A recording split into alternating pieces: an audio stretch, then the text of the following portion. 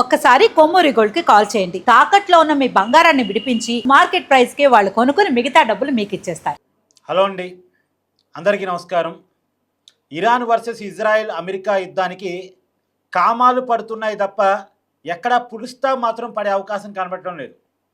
రెండు వైపుల నుంచి, ఇటు ఇరాన్ వైపు నుంచి, అటు అమెరికా ఇజ్రాయెల్ వైపు నుంచి ఎక్కడా కూడా మేము తగ్గుతామని అనే పరిస్థితి లేకుండా పోతుంది. ఇంకా హెచ్చరికలు, రెచ్చగొట్టుకునే ప్రకటనలే కనపడతా ఉన్నాయి. యుద్ధం ఇంకా ఎంతకాలం కొనసాగే అవకాశం ఉంది. ఇప్పటికే యుద్ధంతో సంబంధం లేని మనలాంటి దేశాలు అనేక ఇబ్బందులను ఫేస్ చేస్తూ ఉన్నాయి. మన భారతదేశంలో గ్యాస్ సమస్యని మనం చూస్తూ ఉన్నాం. మరి ఈ సమస్యలకి పరిష్కారం ఎక్కడా, యుద్ధానికి అంతం ఎక్కడా మాట్లాడుకునేటువంటి ప్రయత్నం చేద్దాం. నాతో ఉన్నారు ప్రముఖ సామాజిక, రాజకీయ, అంతర్జాతీయ వ్యవహారాలకి సంబంధించి విశ్లేషణ అందించేటువంటి పెంటపాటి పుల్లారావు గారు. సార్ నమస్కారం. సార్ నమస్కారం. సార్ ఏంటి సార్, మన దేశం గ్యాస్ సమస్యను ఎదుర్కొంటా ఉంది, ప్రపంచం మొత్తం ఎంతో కొంత చమురు సమస్యను ఎదుర్కొంటా ఉంది. అయినా సరే యుద్ధానికి మాత్రం పులుస్తా పడటం లేదు. ఈ యుద్ధానికి పులుస్టాప్ ఎక్కడ, ఈ సమస్యలకి పరిష్కారం ఎక్కడ అంటే ఏం చెప్తారు? ఒకటే, యుద్ధం స్టార్ట్ అవ్వాక ఆగుతుంది, ఎలాగెళ్తుంది ఎవరు చెప్పలేరు. ఇక చిన్న విషయం జ్ఞాపకం చేస్తున్నా, మే 2025లో సింధూర్ యుద్ధం 2 రోజులతో ముగించారు మన గవర్నమెంట్. నాలాంటి వాళ్ళు చాలా ఆనందపడ్డాం. చాలా మంది ఇంకా చేయాలి, వాళ్ళు అన్చేయాలి, పాకిస్తాన్ ఆక్యుపైడ్ కాశ్మీర్ ఆక్రమించిన ఇవన్నీ జరిగే పనులు కాదు. అది లక్కీగా మనకి 48 గంటల్లో యుద్ధం అయిపోయింది. ఎంత సాధించాం ఫినిష్. ఇక్కడ ఏమైంది, స్టార్ట్ అవ్వాక ఎవరు వదలట్లేదంటే ఆల్రెడీ ఒక సైడ్ ఓడిపోతుంది. మీరేమి దాంట్లో మీరు అనుమానం అక్కర్లేదు. కానీ ఓటమిలో సేవ్ చేసుకుందామని ఇరాన్ ప్రయత్నం. ఇరాన్ చేసిన గ్యాంబుల్ ఏంటంటే మళ్ళీ అటాక్ చేయరు, అంత ధైర్యం ఉన్నదా అని చేశాక వాళ్ళు చేసే పని ఏంటి, అమెరికా ఇజ్రాయెల్తో వాళ్ళ దగ్గర ఉన్న వేల బ్యాలిస్టిక్ మిసైల్స్, అలాంటి మిసైల్ వాళ్ళ దగ్గర ఉన్నాయని ఎవరు అనుకోలేదు. అంత నెంబర్ ఉన్నది. అక్కడ పొరపాటు ఇజ్రాయెల్ అమెరికా చేశారు, ఆరోపిస్తున్నారు. కానీ అన్నిటికంటే నా వ్యూలో పెద్ద తప్పు చేసింది ఏంటంటే ఇరాన్ ఆ పక్క దేశాలు, ముస్లిం దేశాలు అందరినీ అటాక్ చేయటం. ఇప్పుడు ఏమవుతుందంటే యుద్ధం రేపో మాపో వారం 10 రోజుల్లో అయిపోతుంది. ఎందుకంటే ఇది సైన్యాలతో చేసే యుద్ధం కాదు. యుక్రెయిన్, రష్యా సైన్యాలు చేస్తున్నారు, మనుషులు చేస్తున్నారు, రోజుకు 1000 మంది చచ్చిపోతున్నారు అక్కడ. ఇది మషిన్లతో చేస్తున్నారు. ఇప్పుడు ఆల్రెడీ ఈ యుద్ధం చాలా మంది అనుకోరు, ఏదో 1 బిలియన్ 2 బిలియన్స్ అవన్నీ అనుకుంటారు. 100 బిలియన్స్ ఖర్చు అయిపోయింది. మూవ్మెంట్కి, టైంకి, వేస్ట్కి, లాస్కి 200 బిలియన్స్ 300 బిలియన్స్ అయిపోతుంది. సో ఇది వేరే రకమైన యుద్ధం. ఆగిపోయాక ఎలా ఆగుతారు?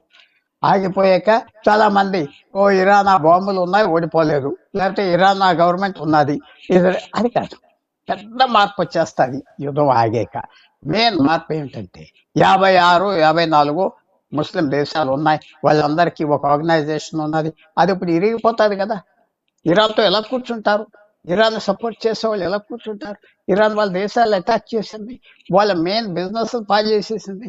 సో ఎంత పెద్ద మార్పు వస్తుంది యుద్ధం ఆగాలి. చాలా మంది ఆ మార్పు, పెద్ద యుద్ధాలు అవ్వాక పెద్ద మార్పులు వస్తాయి. ఆ మార్పులు 1వ ప్రపంచ యుద్ధంలో చూసాం, 2వ ప్రపంచ యుద్ధంలో చూసాం, ఆఫ్ఘన్ వార్ 20 సంవత్సరాల తర్వాత చూసాం, వియత్నాం వార్ 1955 నుంచి దాదాపు 70 వరకు చూసాం. 15 సంవత్సరాలు పెద్ద మార్పులు వచ్చిన తర్వాత ప్రపంచం మారిపోతూ వస్తుంది. సో ఇది కూడా పెద్ద మార్పు వస్తుంది నా అంచనా. ఎప్పుడు ఆగేది అని కాదు, ఆల్రెడీ ఆగినట్టు లెక్క. ఇంకా పెరిగితే పెరగచ్చు, పెరిగకుండా అమెరికా పెద్ద బాంబులు వేస్తుంది అని జరుగుతాయి. కానీ మార్పులు, రాజకీయ మార్పులు, జీవన మార్పులు మాత్రం పెద్దగా వచ్చేస్తాయి. దాంట్లో మీకు మీరు డౌట్ పడక్కర్లేదు. సార్, మన దేశంలో నడుస్తున్నటువంటి గ్యాస్ కొరత సమస్య ఎలా చూడాల్సిన పరిస్థితి కనపడతా ఉంది? హోటల్ బిజినెస్, రెస్టారెంట్ బిజినెస్ ప్రధానంగా ఇబ్బంది పడతా ఉన్నటువంటి విషయం మీరు చూస్తూ ఉన్నారు. ఒకటి, అది గవర్నమెంట్ తప్పు. గవర్నమెంట్ ఎప్పుడైతే గల్ఫ్లో ఈ గొడవలు అవుతున్నాయో, గొడవలు మొదలు పెట్టక ముందు 1 నెల బట్టి డ్రామా జరుగుతుందో, వాళ్ళు ఇమీడియట్గా ఈ యుద్ధం స్టార్ట్ అవుతే ఏమేమవుతాయి వాళ్ళు ఆప్ చేస్తారు. ఆ హార్మోస్ జలసంధిని ఆఫ్ చేస్తారు. ఆ మాత్రం తెలీదా? ఒక నెలన్నర 2 నెలల బట్టి జరుగుతుంది. అలాంటి టైంలో ఏం చేయాలి? గ్యాస్ ఆగిపోతుంది, పెట్రోల్ ఆగిపోతుంది. ఎన్నో దేశాల దగ్గర గ్యాస్ ఉన్నది, ఖతారే కాదు, నార్వే దగ్గర ఉన్నది, ఆస్ట్రేలియా దగ్గర ఉన్నది, అమెరికా దగ్గర ఉన్నది, రష్యా దగ్గర ఉన్నది. ఆ 2 నెలల క్రితం కొద్దిగా సేఫ్గా ఆర్డర్ చేస్తుంటే అసలు కొరత ఉండదు కదా. ఇప్పుడు ఏమొచ్చిందంటే ఒక 30 రోజులు 40 రోజులు కొరత ఉంటుంది. ఎందుకంటే ఈ గ్యాస్ అంతా నార్వే నుంచి రష్యా నుంచి రావటానికి 40 రోజులు పడుతుంది. స్పెషలైజ్ వాళ్ళకి కావాలి, ఏదో వాళ్ళ మీద పెట్టి తెచ్చేయటం కాదు. సో ఆ టైం, ఆ 40 రోజుల్లో షార్టేజ్ మనం ఎక్స్పీరియన్స్ చేస్తామంటే మన ప్రభుత్వం తప్పు అంచనాలు వేసింది. అంచనాలు ఏమీ వేయలేదు. ప్రభుత్వాలకు వచ్చిన ప్రాబ్లం, ప్రభుత్వాలు అంటుందా, వాళ్ళు ఈవేళ మీకు కావాల్సింది టాలెంట్, అలాంటి ఆఫీసర్లు కావాలి, ఆలోచించి చేసేది. Home secretary, foreign secretary, petroleum secretary ఎక్కడ కూర్చున్నారు? వాళ్ళు ఏం పని చేస్తున్నారు? ఇది ఈ మాత్రం ఎదురు చెప్పలేకపోయారా? ఇది గవర్నమెంట్ ఫెయిలియర్. ఇలాంటి యుద్ధం వస్తుంది అని తెలిసి తప్పకుండా చక్కగా వాళ్ళు ప్లాన్ చేయవచ్చు. ఆ ప్లాన్ చేయలేదు. సో అందువల్ల మనం చూసేది ఏంటంటే వాళ్ళు చేసిన తప్పులకి మనం పే చేస్తాం, వాళ్ళు ఏదో టైం పాస్ చేస్తారు. ఇలాగే కోవిడ్ టైంలో ఆక్సిజన్ సిలిండర్ లేక ఎన్ని లక్షల మంది చచ్చిపోయారు. ఎందుకు లేవు ఆక్సిజన్ సిలిండర్? ఆఖరికి హాస్పిటల్కి ఒక చిన్న ఫ్యాక్టరీ ఉండాలి, ఆక్సిజన్ ఫ్యాక్టరీ అని ఎందుకు కండిషన్ పెట్టలేదు? అది ప్రాబ్లం. ఇవాళ 2 లక్షల పెట్రోల్ పంపులు ఉన్నాయి. ఆ 2 లక్షల పెట్రోల్ పంపులో స్టోరేజ్ కొద్దిగా పెంచి ఉంటే అసలు స్టోరేజ్ కొరత ఇంకో నెల లేదే. అవన్నీ ఆలోచించాలి. అది మీ ఉద్యోగం, నా ఉద్యోగం కాదు. ప్రభుత్వానికి అప్పచెప్పాం, మొత్తం మన జీవితం మీద వాళ్ళకి హక్కు ఉన్నది. వాళ్ళు ఎవరేం పని చేయట్లేదు, వాళ్ళ ఫెయిలియర్. చక్కగా మీడియా హైలైట్ చేస్తుంది కాబట్టి ఇది చాలా మంచిది, చాలా మంచిది. కానీ తప్పెవరు చేశారు? ఆ మంత్రుల్ని, ఆ ఆఫీసర్ని తీసేయాలి. తీస్తారా ఈ దేశంలో? అమెరికా లాగా, ఇంగ్లాండ్ లాగా తీయరు. ఎందుకంటే వాళ్ళు చుట్టూరా పొగుడుదారులుగా ఉంటారు, ఆ పెద్ద మనుషుల చుట్టూరా. అది తీరు, ప్రజలు సఫర్ అవుతున్నారు. చాలా పెద్ద ఫెయిలియర్. ఇది ఒక జడ్జిమెంట్ ఫెయిలియర్. రాత్రి అడవిలోకి వెళ్తారా? పులులు తిరుగుతున్నాయంటే వెళ్ళరు కదా. ఒక సామాన్యుడు వెళ్తాడా? ఆ పాపికొండలో అక్కడ పులులు తిరుగుతున్నాయని ఎవడో వెళ్ళలేప్పుడు. వీళ్ళకి ఆ మాత్రం కూడా తెలియలేదు, మళ్ళీ ఇబ్బంది పెట్టారు. షార్టేజ్ ప్రపంచంలో ఉంది. ఈవేళ 30 సంవత్సరాలకి తేడా ఏంటంటే 30 సంవత్సరాల క్రితం చమురు షార్టేజ్ ఉండేది, ఈ సంవత్సరం ఇప్పుడు లేదు. కెపాసిటీ షార్ట్ అవుట్ కావడానికి ఎన్ని రోజులు పట్టింది అంటారు మీ అంచనా ప్రకారం? ఈ ప్రాబ్లం షార్ట్ నిలబట్టవచ్చు. ఎందుకంటే సింపుల్ రూల్, నార్వే, ఆస్ట్రేలియా, రష్యా, అమెరికా నుంచి వాడ రావాలి. వాడ ఇక్కడ రావటానికి 35 రోజులు పడతాయి. కానీ ఇంతట్లోకి కొన్ని విధాలుగా మన దేశంలోనే రిఫైనరీస్ ప్రొడక్షన్ పెంచారు కాబట్టి ఒక వారం రోజుల్లో రిలీఫ్ వచ్చేస్తారు. రిఫైనరీస్ పెట్రోల్ డీజిల్ తగ్గించారు, గ్యాస్ ఎక్కువ ప్రొడ్యూస్ చేస్తారు, వారం రోజులు పడతాయి. వారం రోజుల్లో ఇది ఎత్తేస్తారు, ప్రాబ్లం ఉండదు. భారతదేశానికి అదృష్టం, అంత రిఫైనింగ్ కెపాసిటీ ఉండాలి. ఆ రిఫైనరీస్తో మనం ఆయిల్ ఎక్స్పోర్ట్ చేస్తాం.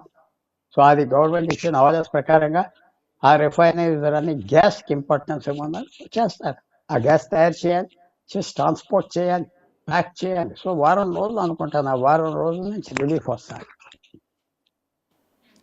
అంటే ఇప్పుడు ఈ యుద్ధానికి కూడా సరే ఎక్కడ పులుస్తా పడిద్దని మీరు అనుకుంటున్నారు?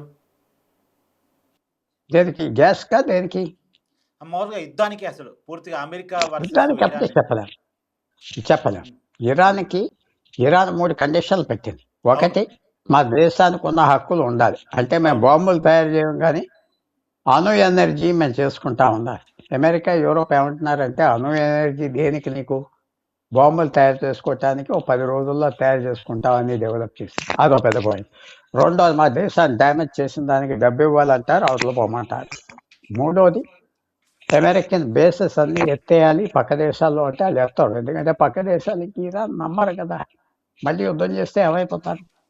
సో ఇరాన్ ఆ పాయింట్స్ అడుగుతుందంటే తెర వెనకాల టాక్స్ జరుగుతున్నాయి. మధ్యదారికి వస్తారు. అమెరికా కూడా, ట్రంప్, ఇజ్రాయెల్ వాళ్ళ వ్యూ ఏంటంటే ఈ అవకాశం వదలకూడదు, ఇరాన్ మనకు దొరికింది, మళ్ళీ యుద్ధం చేయలేం, ఈసారి చేసేద్దాం. ట్రంప్ కూడా నిన్న మొన్న ఏమన్నాడు, మేము ఊరుకుంటున్నాం, లేకపోతే ఇరాన్కున్న ఆయిల్ రిఫైనరీ అన్నీ పాడు చేసేస్తాం. తెహరాన్ పూర్తిగా బాంబు చేసేస్తాం, చేతులు లేరు అన్నారు. మరి ఇరాన్ తగ్గకపోతే ఆ పనే జరుగుతుంది, థ్యాంక్ యూ ఇంకా సార్. యుద్ధం పెరగచ్చు.